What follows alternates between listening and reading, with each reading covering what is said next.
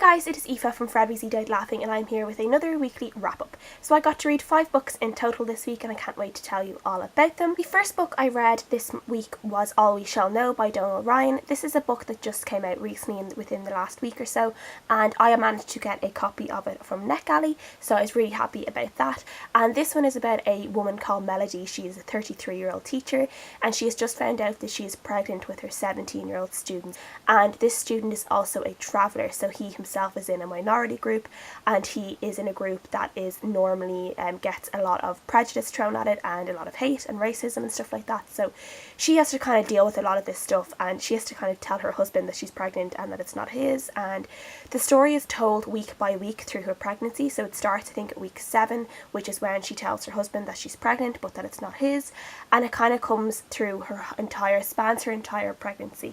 And she kind of, it's just a really interesting story. She isn't a particularly likeable character. She kind of is going through some stuff in her past, things about her mother, things about her best friend when she was younger, and you're learning about her and about her childhood and about her growing up as well, while she's also trying to deal with her current situation, which is that she is pregnant with this baby that isn't her husband's, and she doesn't know whether she's going to keep it, and she doesn't really know what to do. But yeah, she isn't a likeable character. She is very, I would say she's a little bit bitter about some things in her life. Even the way she treats her husband by no means is the best husband in the world, but she is also not the best wife in the world. She treats him very poorly at times. It kind of just shows how marriages can crumble and how things aren't as great as you think they are, and how, you know, people can just kind of become bitter towards each other and they just start hating each other for no reason, and just those little things annoy them and it can become this big thing and stuff like that. And he showed that really well within Melody's marriage towards her husband, Pat, and yeah, I just thought it was done really, really well. There's another kind of side story of Melody becoming friends with this other traveller girl, and she's also teaching her to read and she's helping her because she becomes really, really good friends with her, and she starts kind of learning more about the traveller community and just about how they treat women, and we learn it ourselves, you know, the expectations on traveller women, you know, marry young, have children, look after their husband and their house and stuff like that, and what happens when that doesn't happen. So what happens when a woman's maybe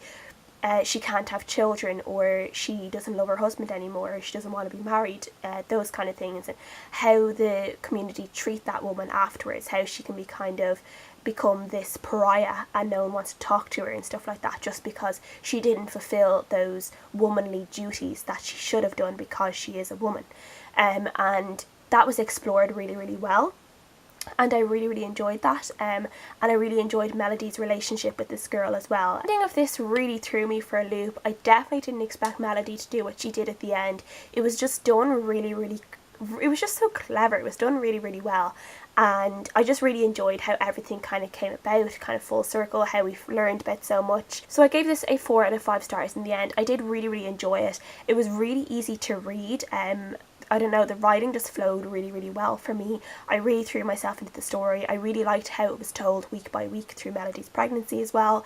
It seemed to kind of, I don't know, it seemed to quicken the pace of it a bit sometimes. And I just really enjoyed her voice, even though she wasn't the most likeable voice, but I did enjoy her voice telling the story. And it was just done in a very conversational tone. You kind of felt like you were sitting down and she was just telling you this story. Constant flow of thought, I think, but it worked really, really well. Normally I would say that wouldn't work in a book for me, but for this particular book it worked and I really enjoyed it. The next book I finished was an audiobook I've listened to over the last week, and it was Across the Barricades by Joan Lingard. This is a book set around, I think it's around the 90s in Northern Ireland, Belfast in Northern Ireland, and it is set during the Troubles, which is when there were high tensions between the Protestants and the Catholics in the Belfast area and the English army, and there is the IRA as well. And it's about a Catholic boy called Kevin and a Protestant girl called Sadie, and basically they fall in love with each other, and it's just about their relationship and how they have to deal with their relationship in this kind of area where everyone hates them for being in love. And it's very much like a Romeo and Juliet story. They kind of have to really go out of their way to see each other. They have to stand up to a lot of people to continue seeing each other, and you know, it just takes a lot of bravery and courage and fortitude for them to continue going out with each other, even though they are getting, you know, their houses are getting spray painted on, they're getting beat up, all sorts of things are happening simply because they have fallen in love with each other. I read this book a really long time ago when I was about 11 or 12, I think. I read like the whole series and I really enjoyed it. I just loved this book. I just love how everything was told. I love how, you know, I just think their characters are so great, and they are really they're very strong throughout the book. Their ideals and their opinions on things don't change. They're both quite stubborn. They won't let people tell them what to do, and this doesn't change throughout the entire book, even though terrible things happen.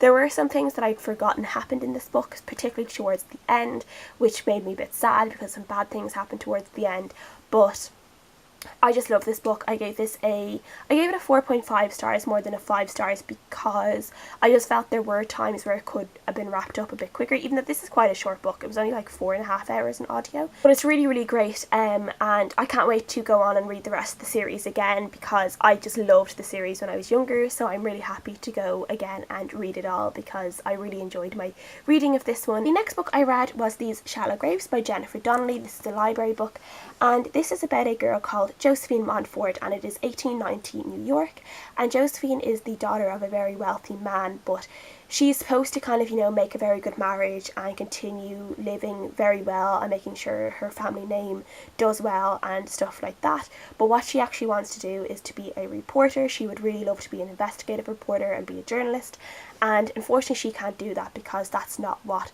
the daughters of these wealthy people do. They just basically go and get married and go to balls and go to dances and stuff like that. So she is kind of stuck where she can't really do what she wants to do. And then her father is found dead, and Josephine feels like there is more to the story than what has been told. She doesn't really believe the circumstances around her father's death, and she goes and starts to investigate it, and she meets this journalist called Eddie Gallagher, and basically the two of them team up to figure out what is going on with her father's death. Is there more behind it? Is there this kind of secret from the past, from her father's shipping company that's coming back to haunt all the partners and kind of take them out one by one, is what it seems to be happening. But yeah, and it kind of goes from there. This was really good. I really enjoyed it. It is kind of this really great historical mystery thrillerish kind of book, but it's more kind of YA. It's more YA than adults. I really loved Jo. She's just a fantastic female character. She doesn't let people stop her from what she wants to do. She really goes out, and she's really funny at times as well. She has a sense of humour as well, and she, like, if people tell her not to do something, she'll be like, well, I'm going to do it anyway. And she really is kind of the epitome of, a hardcore investigative reporter. She doesn't let people stop her.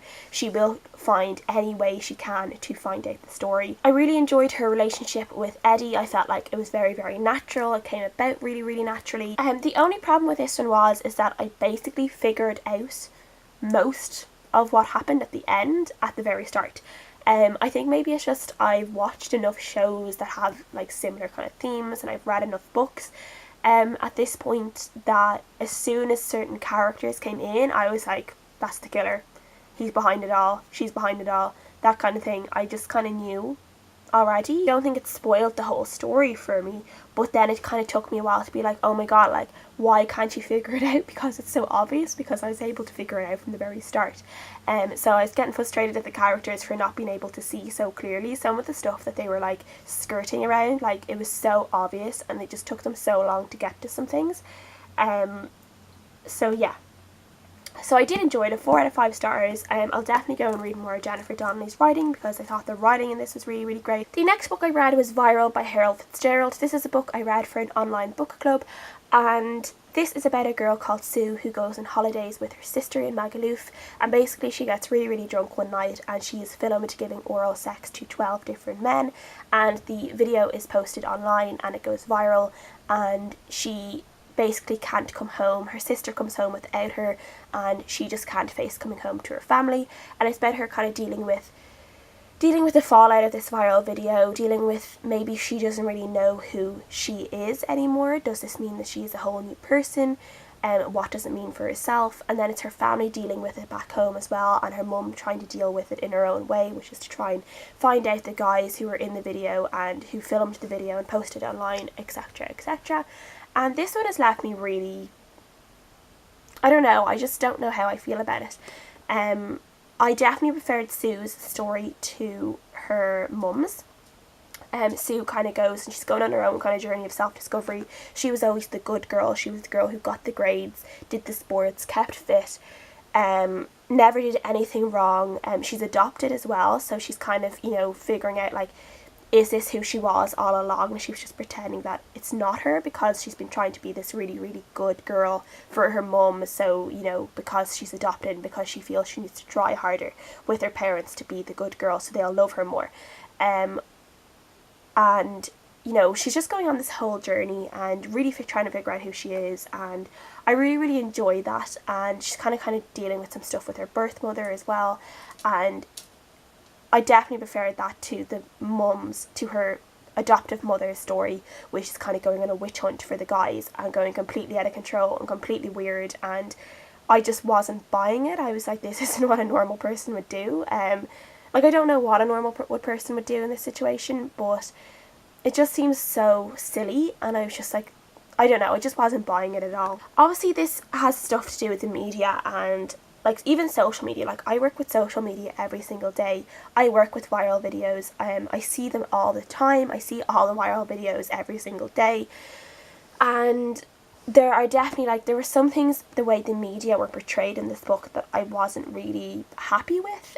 Kind of this, I don't know, where they were, like, hunting down this girl, and I'm just like, would they actually do that? I don't know. There were just some things that happened within the media and within some reporters that was very, like, against any kind of journalistic integrity that you're taught in college, and you're kind of, you know, that it is, like, where I work, we have this code of integrity and a code of morals that we have to stand up to, and I feel like a lot of newsrooms would be the same, and I just feel like all of it was broken in this book. And like, I do, like, there are a lot of the kind of tabloid magazines and tabloid newspapers that do these sensational headlines and these sensational stories, and, you know, it's their, you know, they do decide to do these kind of stories over more hard news. But I don't know, some of it I just wasn't buying. I didn't think was particularly real, and I think just because I'm a journalist I got a bit offended by it. So I gave this a 3.5 stars in the end, and probably just a 3, I think, now that I think about it a little bit more. But yeah, it was a short read, and it was okay. It wasn't great, but yeah. And the last book I read this week was Something in Between by Melissa de la Cruz. This is a book that's coming out, I think, on October 4th. It's going to be published, because I got it from Neck Alley, so I got it a little bit earlier. And this is a perfect book to read for if anyone is looking for diverse books to read and for own voices books to read. This would be perfect. This is a YA contemporary about a girl called Jasmine de los Santos, and she is basically the perfect all-American girl. She is cheer captain. She is going to a shoe-in for valedictorian. She is really, really clever. She gets all, like, you know, A grades, and she's after winning this, like, really great National Scholar Award, which means that she is basically has this really high chance of getting into any college that she wants to, even if it's Ivy League college, and she gets a scholarship with it as well. But then Jasmine discovers that she and her parents and her family are all undocumented, and they have been undocumented for a while, and she didn't know, her parents didn't tell her. So she ends up going on this entire journey of being an immigrant in America and suddenly feeling that she's not American anymore. She's obviously always felt American, but now suddenly that has been taken away from her and she has to deal with that. And then she also gets her first boyfriend and she falls in love with for the first time, and she's dealing with all of these different things at the same time. And this kind of spans through an entire year. And you see her, like, from the start, where she finds out this thing, everything kind of falls down on top of her. She doesn't know who she is, and she kind of has to start rebuilding herself bit by bit. Like, she's not Filipino, she feels American, but now she's been told that she's not American either, and she shouldn't be in America, and she just is having a bit of an identity crisis, I guess, and she just has to kind of try and build herself up bit by bit again throughout the entire book, and figure out who she is now with this new knowledge, and now that she's gone through this whole experience, while her parents are trying to, you know, not to get their green cards, but get their visas again, and they have to go through lawyers, and they're kind of slammed in the media a few times, and they have politicians on either side of them saying, you know, immigrants shouldn't be in America, people who are undocumented don't deserve to be in America. And this is a book that's very much what it means to be American, and what it means to be an immigrant in America and the fear of being an immigrant in America and being undocumented in America. Like, these people would prefer to live very limited lives in America than live a full life in the Philippines or somewhere else that they're from. And I think that kind of says a lot, and this really comes through a lot in the book. Overall, this was just a really fantastic book. It really gave me a lot to think about. Obviously, I'm Irish. I was born in Ireland. My parents are Irish. My whole family are Irish. I've never had to deal with anything like this. So to go through this with Jasmine really made me think a lot about what it means to be an immigrant in America or in any other country in the world where you are undocumented, and the fear that you're living with every single day, and how your identity can crumble because of it. And yeah, it's just a really kind of a thinker kind of book for me, and I really enjoyed that. I really loved kind of the little traditions that we found out about in the food and the culture and stuff like that, with her parents being Filipino, and how that kind of crossed over into her own life, and the expectations her parents had for her, and how she was encouraged to be an American girl, but at the same time not that American, because, you know, Filipino girls, they don't go out with boys and they don't kiss boys and they don't go to parties. So she was kind of encouraged to be American, but only to a certain extent, and then she had to be Filipino. And I just thought that was it was just a really interesting thing to see. And I really enjoyed that, and I really enjoyed her relationship with her boyfriend in it, called Royce. It was a very realistic relationship. Obviously it spans through almost an entire year, so you kind of see all their ups and downs. They get into their silly fights like every single couple. They almost break up a few times because of silly things, like everyone does, and I just really enjoyed it. I thought their relationship was very real and really touching. I gave this a 4.5 stars instead of 5, just because I felt that at times it was a little bit long-winded, and I felt like it could have been wrapped up a little bit more. There were some chunks that could have been taken out because they were just boring, and they didn't really, you know, it was just Jasmine saying different things about her life, where you're like, well, I don't really need to know all of this. Can we get back to the story about, like, you know, your visa and where that's going? But overall, I really did enjoy this, and I really encourage others to give it a go, and a 4.5 stars. So that is everything I've read this week. Please let me know what you guys are reading at the moment, if you've read any of these books, if you want to read them. At the moment, I'm over 100 pages into Blame by Simon Mayo, and I'm really enjoying it, and I will talk about that more next week. And until then, I'll see you guys again next time.